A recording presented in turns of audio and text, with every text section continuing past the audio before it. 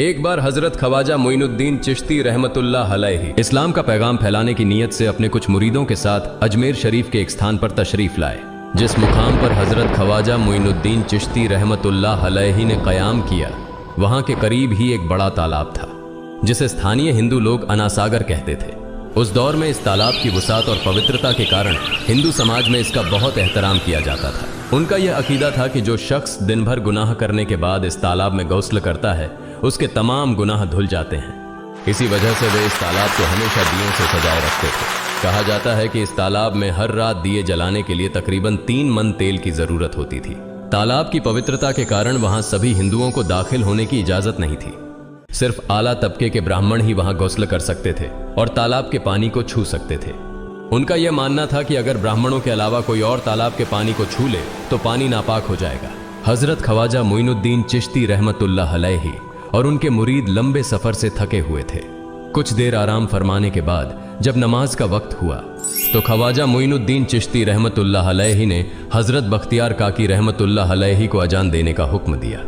हुक्म पाकर हजरत बख्तियार काकी रहमतुल्लाह अलैहि ने अजान देना शुरू किया। उस वक्त हिंदुस्तान में तौहीद का पैगाम और अजान के अल्फाज किसी ने नहीं सुने थे। जब लोगों ने पहली बार अजान के अल्फाज सुने तो उनके दरमियान हलचल मच गई। लोग अपने घरों से बाहर आकर एक दूसरे से कहने लगे, ये फकीर लोग कहां से आ गए और ये क्या पढ़ रहे हैं। अजान खत्म होने के बाद हजरत ख्वाजा मोइनुद्दीन चिश्ती रहमतुल्लाह अलैहि और उनके साथियों ने अनासागर तालाब पर जाकर वुजू करना शुरू किया। जब हिंदू पुजारियों ने देखा कि एक अजनबी दरवेश उनके मखसूस तालाब का इस्तेमाल कर रहा है तो उनके दिल में गुस्से की आग भड़क उठी। एक पुजारी बोला, यह दरवेश कहां से आ गया? बिना हमारी इजाजत के इसने हमारे पाक तालाब को हाथ लगा दिया। हम इस तालाब को कितना मुकद्दस मानते हैं और इन मुसाफिरों ने इसे नापाक कर दिया है। इसका कोई हल निकालना ही होगा। इसके बाद हजरत ख्वाजा मोइनुद्दीन चिश्ती रहमतुल्लाह अलैहि ने तमाम साथियों के साथ मिलकर जमात के साथ नमाज अदा की। लोग ये मंजर देखने लगे और कहने लगे, ये तो कोई अजीब फकीर है। हमारे मंदिरों में सब देवी देवता मौजूद हैं और ये उनकी इबादत न करके किसी नए खुदा की इबादत कर रहा है। अगर मंदिर के बाहर भी कोई खुदा है तो उसे भी मंदिर में रखा जाना चाहिए ताकि लोग उसकी भी पूजा कर सकें। शाम ढलने लगी। शाम होते ही राजा पृथ्वीराज के ऊंटों के चरवाहे अपने ऊंट लेकर उस जगह पहुंचे। इत्तेफाक से हजरत ख्वाजा मोइनुद्दीन चिश्ती रहमतुल्लाह अलैहि उसी जगह पर तशरीफ फरमा थे जहां आमतौर पर राजा के ऊंट आराम किया करते थे। चरवाहों ने देखा कि एक दरवेश का काफिला उनके मुकाम पर आकर बैठा है। उन्होंने हजरत ख्वाजा मोइनुद्दीन चिश्ती रहमतुल्लाह अलैहि और उनके साथियों से कहा, अरे फकीर बाबा, आप कहां से तशरीफ लाए हैं और यहां आकर बैठ गए? क्या आपको मालूम नहीं कि यहां रोजाना राजा पृथ्वीराज के ऊंट आराम फरमाते हैं? राजा के ऊंट यहां आराम करते हैं। ये जानते हुए भी आपने यहां बैठने की जुर्रत कैसे की? हजरत ख्वाजा मोइनुद्दीन चिश्ती रहमतुल्लाह अलैहि ने उन चरवाहों को नरमी से जवाब दिया, बाबा, हम मुसाफिर हैं और अनजान हैं। हमें मालूम नहीं था कि इस मुकाम पर राजा के ऊंट आराम करते हैं। चूंकि हम पहले ही यहां रात गुजारने का इरादा कर चुके हैं। तुम अपने ऊंटों को आज किसी और जगह आराम देने ले जाओ। आसपास बहुत सी जगहें हैं। हजरत ख्वाजा मोइनुद्दीन चिश्ती रहमतुल्लाह अलैहि का जवाब सुनकर पृथ्वीराज के चरवाहे बोले, फकीर की हिम्मत तो देखो, कहता है कि राजा के ऊंटों को कहीं और ले जाएं और खुद यहां बैठे रहेंगे।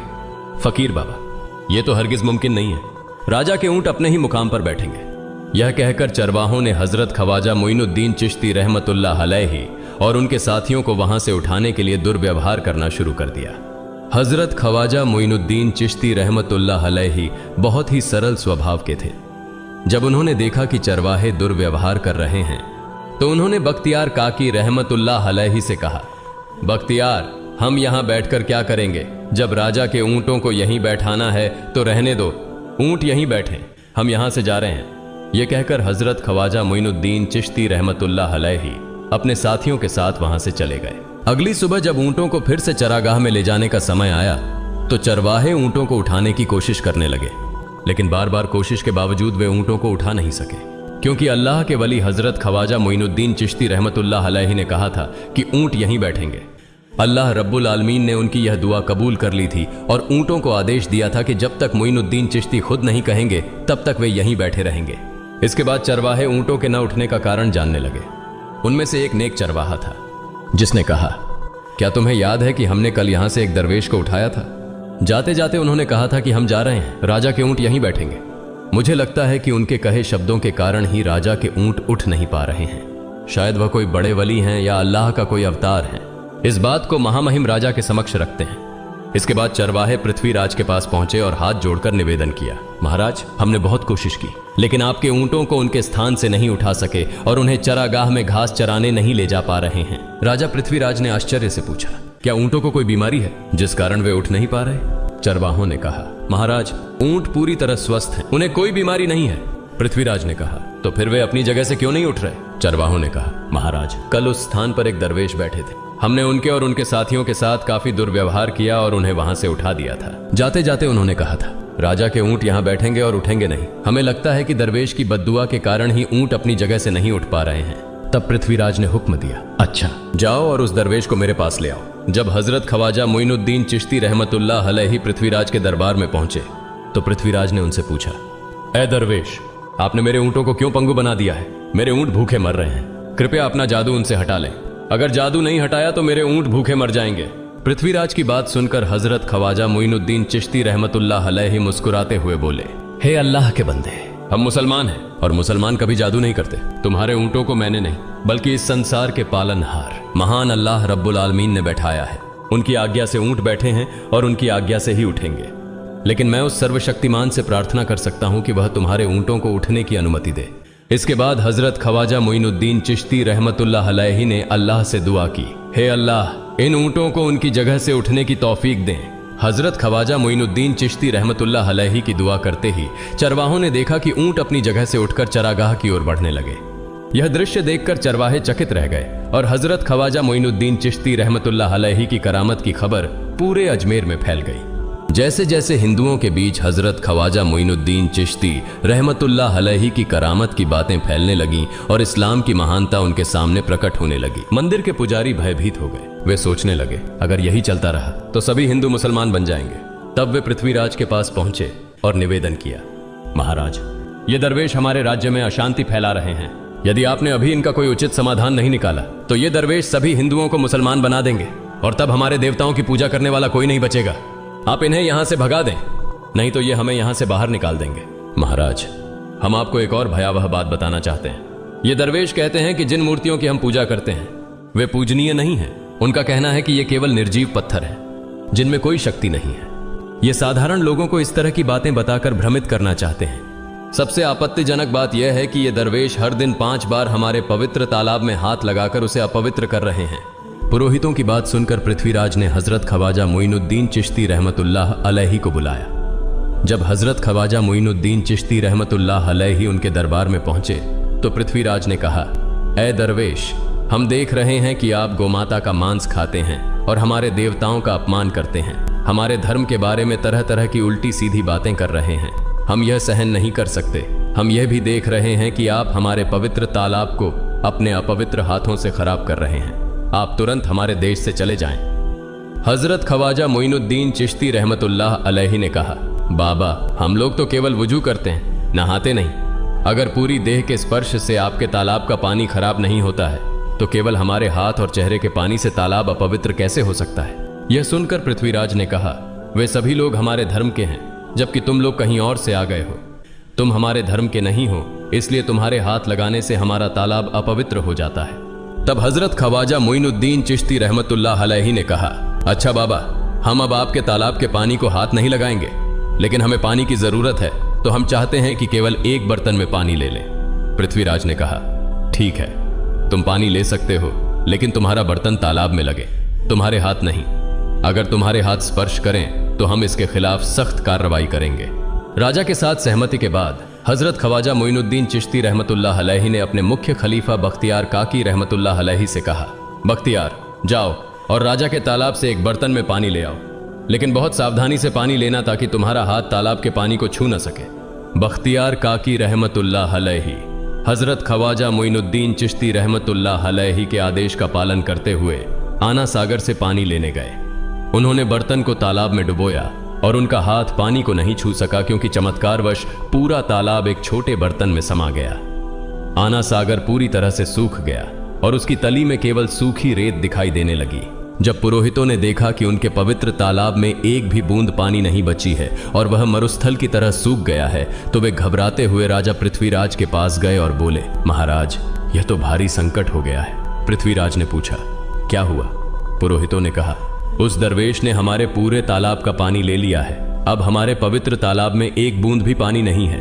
अगर इस तालाब में पानी नहीं होगा तो हम अपने पापों का प्रायश्चित कैसे करेंगे? दूर दूर से हजारों हिंदू लोग इस तालाब में स्नान करने आते हैं ताकि वे अपने पाप धो सकें। अगर पानी नहीं रहेगा तो वे यहां आना बंद कर देंगे, जिससे हमारा बड़ा नुकसान होगा और अजमेर की मान मर्यादा मिट्टी में मिल जाएगी। पृथ्वीराज गहरे विचार में पड़ गए। वे हजरत ख्वाजा मोइनुद्दीन चिश्ती रहमतुल्लाह अलैहि के खिलाफ कोई कठोर कदम उठाने से झिझक रहे थे, क्योंकि उन्हें आशंका थी कि अगर उन्होंने दरवेश के खिलाफ सैनिक भेजे और दरवेश ने सैनिकों पर भी जादू कर दिया तो उनकी परेशानी और बढ़ जाएगी। इसलिए उन्होंने कहा, तुम लोग जाओ और उस दरवेश को मेरे पास बुला कर लाओ। मैं देखता हूं कि वह क्या चाहता है। अगर उसकी मांग उचित होगी तो हम उसे मान लेंगे, और यदि उचित नहीं हुई तो हम माफी मांगकर अपना तालाब का पानी वापस ले लेंगे। जब हजरत ख्वाजा मोइनुद्दीन चिश्ती रहमतुल्लाह अलैहि पृथ्वीराज के दरबार में पहुंचे तो पृथ्वीराज ने कहा, ऐ बाबा, आपने हमारे तालाब का सारा पानी ले लिया है। हम अपने पापों का प्रायश्चित कैसे करेंगे? पूरे दिन के पाप हम इस तालाब में स्नान करके धोते हैं। अगर तालाब में पानी नहीं होगा तो हम अपने पाप कैसे धोएंगे? हजरत ख्वाजा मोइनुद्दीन चिश्ती रहमतुल्लाह अलैहि ने उत्तर दिया, देखो बाबा, तुम्हारे पास आना सागर है, पर दुनिया के हर कोने में ऐसा तालाब नहीं है, तो क्या वे लोग अपने पाप कैसे धोएंगे? पापों को धोने की ताकत इस तालाब के पानी में नहीं है। पापों को माफ करने वाला केवल अल्लाह है, जिसने आकाश, धरती और पूरी सृष्टि बनाई है। उसकी इजाजत के बिना एक पत्ता भी नहीं हिलता। इसलिए मैं तुम्हें इस भ्रम को छोड़कर सही राह पर आने की दावत देता हूं। वहां मौजूद हजारों हिंदू हजरत ख्वाजा मोइनुद्दीन चिश्ती रहमतुल्लाह अलैहि की बातें मंत्रमुग्ध होकर सुन रहे थे। इसके बाद उन्होंने कहा, जाओ बख्तियार, जिस बर्तन में तुमने तालाब का पानी लिया था उसे वापस तालाब में डालाओ। बख्तियार काकी रहमतुल्लाह अलैहि हजरत ख्वाजा मोइनुद्दीन चिश्ती रहमतुल्लाह अलैहि के हुक्म से आना सागर में बर्तन का पानी डालने गए। जैसे ही बर्तन का पानी तालाब में डाला, आना सागर फिर से पानी से लबालब भर गया। इस चमत्कार को देखकर वहां मौजूद कई हिंदुओं ने कलमा पढ़कर इस्लाम कबूल कर लिया। यह देखकर हिंदू पुरोहितों और पंडितों की चिंता बढ़ गई। वे पृथ्वीराज के पास गए और बोले, महाराज, यदि अब कोई उपाय नहीं किया गया तो सारे हिंदू मुसलमान हो जाएंगे। पृथ्वीराज ने कहा, मुझे सलाह दो, इस दरवेश का मुकाबला कैसे किया जा सकता है? पुरोहितों ने कहा, यह दरवेश एक बड़ा जादूगर है, इसलिए इसका मुकाबला भी जादू से करना होगा। हमारे बीच एक बड़े पुरोहित और जादूगर रामदेव हैं, उन्हें इसके मुकाबले में भेजें। अगर वह जादू से इसे हरा सके तो हम अपने हिंदू धर्म का गौरव फिर से प्राप्त कर सकेंगे। पृथ्वीराज ने रामदेव को बुलाकर कहा, रामदेव, मैं तुम्हें इस दरवेश को जादू से हराने की जिम्मेदारी दे रहा हूं। अगर तुम उसे हरा सके तो हम अपने धर्म का गौरव फिर से पा सकेंगे। रामदेव ने पृथ्वीराज को आश्वस्त करते हुए कहा, महाराज, आप चिंता न करें, इस दरवेश को हराना मेरे लिए बहुत आसान है। मैं आपके समक्ष हमारे धर्म का गौरव वापस लाकर रहूंगा। इसके बाद रामदेव अपने साथियों के साथ हजरत ख्वाजा मोइनुद्दीन चिश्ती रहमतुल्लाह अलैहि के सामने मुकाबले के लिए पहुंचा। उसने कहा, मोइनुद्दीन, अगर तुम में ताकत है तो मुझसे जादू का मुकाबला करो। मैंने तुम जैसे बहुत से जादूगरों को हराया है, तुम्हें हराना तो मेरे लिए साधारण बात है। हजरत ख्वाजा मोइनुद्दीन चिश्ती रहमतुल्लाह अलैहि ने उसकी बातों का कोई जवाब नहीं दिया।